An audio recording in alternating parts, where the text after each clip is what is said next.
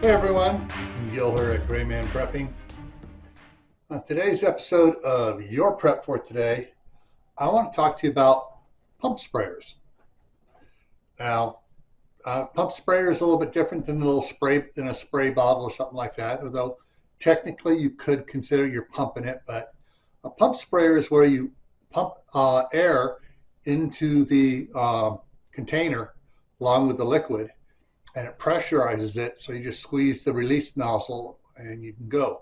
They have some that look like, well, about the size of a 1 gallon container or a half-gallon container, and you have a little pump on top and you pump it up, and then you just spray it, and you can use it for anything from spraying water to fertilizers to insecticides to herbicides, whatever you need to spray out of it.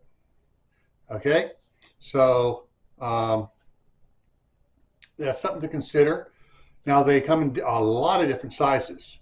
There's probably the most common ones you see are the 1 and 2 gallon size ones that you see at the hardware store over in the lawn care section, that you can fill up with liquid fertilizer or herbicide as well. And it's got the big pump on it. You pump it up about 20-30 times. You spray it a little bit, you pump it up some more.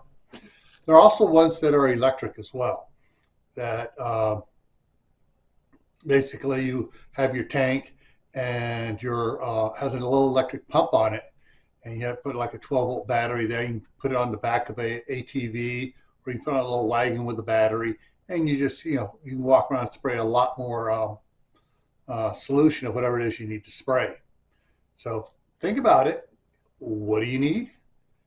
What size? What are you doing with it? And if you need it, budget for it. All right? Before I take off, I'm going to put some links up here on the sides. I'm going to put the link up here to Camp Hatton Family Compound, my other channel.